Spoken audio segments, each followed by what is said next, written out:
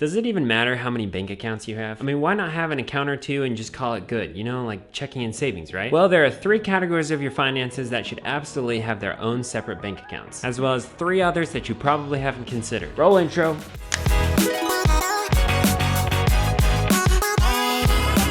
Wow, it's hot up here.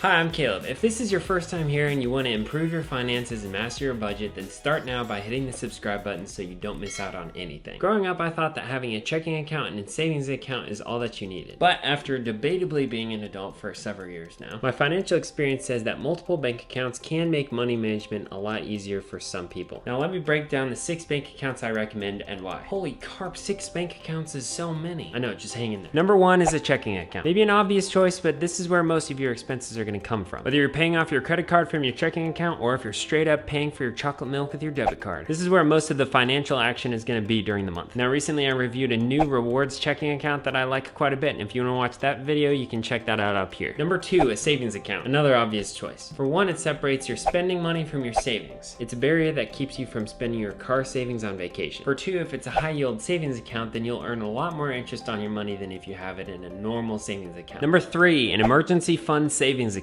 I separated this from a normal savings account because if you're anything like me, if you're saving for a car and you've got $24,000 in a savings account, but $14,000 of that is for an emergency fund, it may be tempting to take a little bit from that emergency fund just so you can get that car a little bit sooner. Are you eating something crunchy?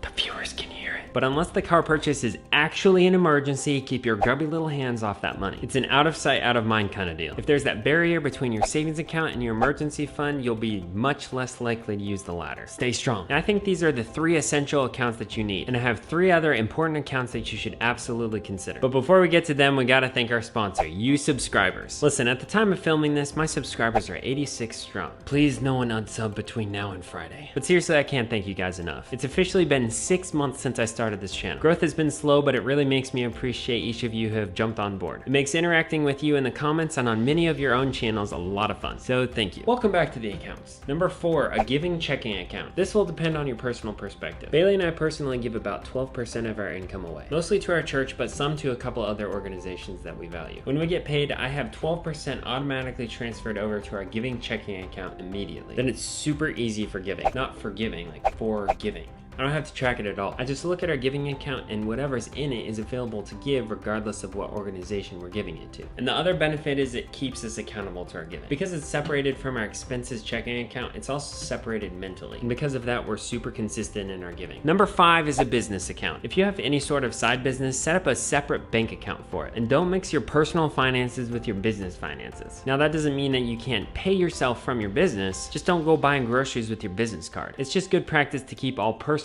and business expenses separate, especially for the sake of taxes. Speaking of which, number 6, a tax bank account. Well, I don't like taxes. This applies personally and business-wise. Listen, people get into tax trouble all the time, and the IRS is the last place you want to be owing money. So if you have a business, set up a separate bank account, and whenever you get paid, set aside 25 or 30% immediately for taxes. Same deal if you have to pay estimated quarterly taxes for your personal income. Save the taxes into a separate account if you're worried that you might spend the money before your tax bill comes due. All right, listen, I know that it's a lot of accounts. You don't have to do all of them. You may be more overwhelmed by finances if you do, but I firmly believe that removing as many temptations as possible from your personal finances will help you change how you handle your money. If I have all my money in one account, it's a lot easier to spend money that's been designated for another purpose. The emergency fund won't get touched for vacation if it's not even in the same account, so make it easy on yourself. I know many people don't need this many accounts, but if you're someone who's more likely to spend money that's in your account, those separate accounts will add a barrier to your spending habit. So I want to hear from you. How many different bank accounts do you have, and are the purposes any different than ours? Hit me up in the comments down below. And I have a quick announcement. It's been 6 months since I started this channel, and 2 videos a week is kicking my butt. So I'm dropping it down to 1 per week. Then I can keep my sanity and I can provide a better video than I might be able to otherwise. So thanks for putting up with my shenanigans, and I hope that you will consider hitting the subscribe button and notification bell if you haven't already. And of course the like button. Always hit the like button. And remember, money doesn't have to be confusing. You can control it. If you're interested in the 6 do's and don'ts of budgeting, check out this video up here. And if you want a good playlist of money tips, check out this playlist down here. I have to like overcompensate with my eyes because I can tell I'm getting tired.